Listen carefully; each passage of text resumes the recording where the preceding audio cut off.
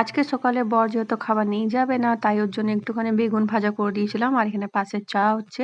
ও বেগুন ভাজা রুটি দিয়ে জলখাবার খেয়ে চলে গেছিল। তারপরে এখানে বাঁধাকপিটা কেটে নিয়েছিলাম আমি। তো বাঁধাকপিটা চাপিয়ে দিয়েছি। যেহেতু একদম নিরামিষই হয় বাঁধাকপি, তাই বাঁধাকপিটা এখানে রান্না হয়ে গেছে। আর এখন হবে মায়ের জন্য মাছ। তো মাছটা আমি ভেজে নিয়েছিলাম কিন্তু পরিষ্কার করে, তারপর মা বলল, "দাও আমি চাপিয়ে দিচ্ছি।" মাছটা মা করে নিয়েছিল। এখন কি রান্না হচ্ছে বলো তো? চিকেন। তোমরা কি মাংস খেতে ভালোবাসো? মুরগির মাংস না চিকেন? তো হ্যাঁ, ইয়ার্কি মাছি, সব রান্না কমপ্লিট হয়ে গেছে। শুধু শেষে মাংসটা চাপালাম, কারণ মা যেহেতু খায় না, তাই আর কি। গ্যাসে ভাত তরকারি সবই রান্না হয়ে গেছে, মাছ হয়ে গেছে। এখন এবার শেষে মাংসটা চাপিয়ে দিয়েছি। তো এখানে আমার মাংস ঝোল একদম রেডি হয়ে গেছে। তো একটু ঝোল ঝোল রেখেছি, আলু দিয়ে যেহেতু করেছি, কারণ ভাতের সঙ্গে খাওয়া হবে তাই।